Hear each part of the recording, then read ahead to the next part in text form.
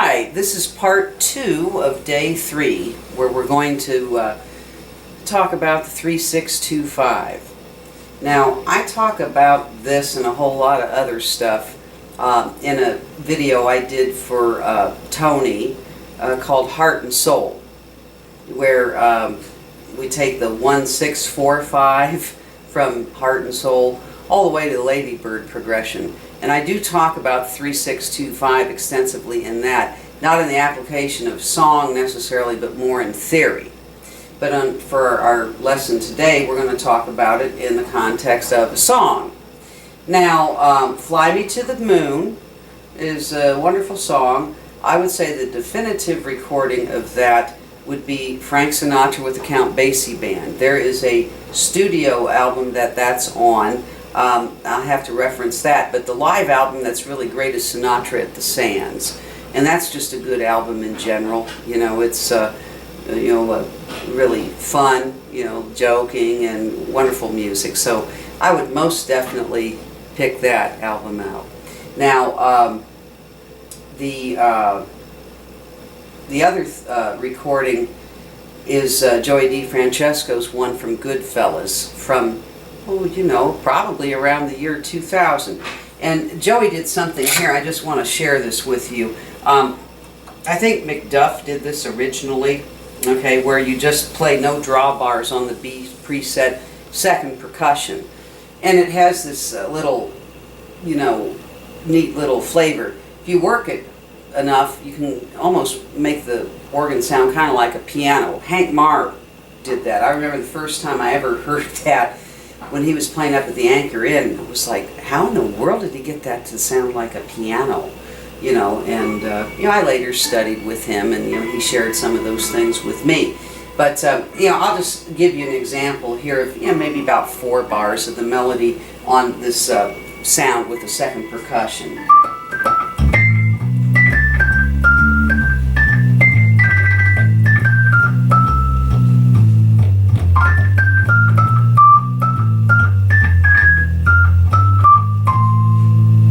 So that's what that sounds like with that. So anyway, that's just a little thing I thought of here. Now, getting down to business. Okay, the 3625. I want to just give a little foundational thing to this, why this happens to work. Okay, 3 is a substitute for 1. Okay, that's pretty obvious.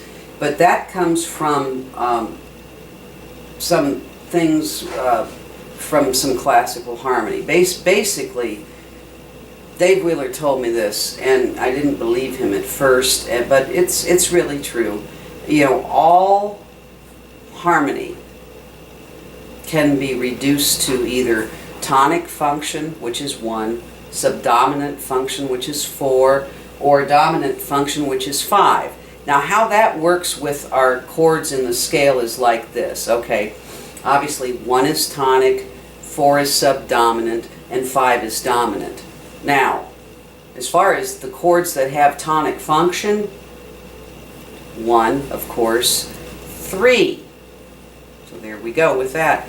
And then 6. 6 is used a lot in classical deceptive cadences, where it'll go G to A minor instead of G to C. It goes G to A minor and then goes through some more stuff, and then you finally get to the C. Okay, so tonic functions 1, 3, and 6. Subdominant functions 4, of course, and then 2. Okay, now, we've talked about this. Your 2-5-1 progression is basically subdominant function, dominant, tonic.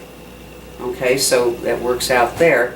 Now, the dominant function chords are the dominant on the 5, and then also the 7. So, that's just a little bit of background.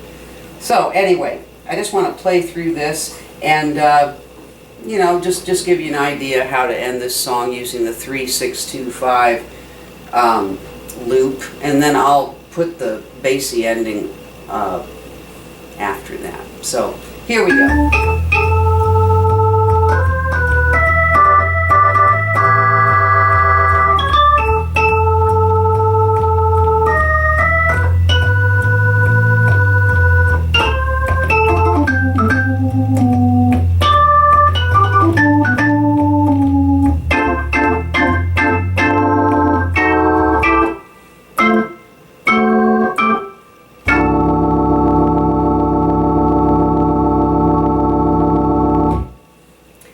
anyway, that's one way to end Fly Me to the Moon, using the 3625.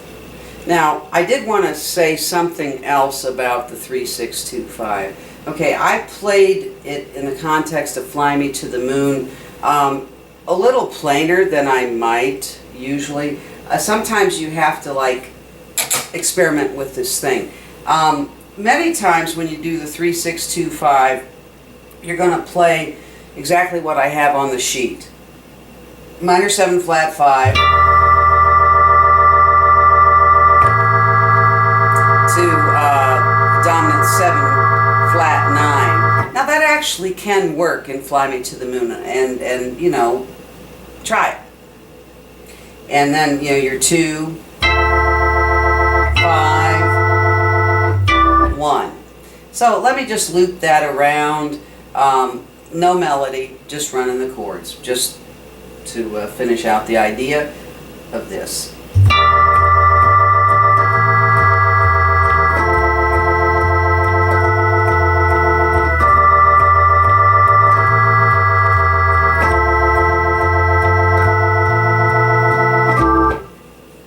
Something like that. So anyway, like I said, I have a long video on these turnarounds called Heart and Soul, and that's still available through Tony. So anyway, that's all I have for today. Thank you very much.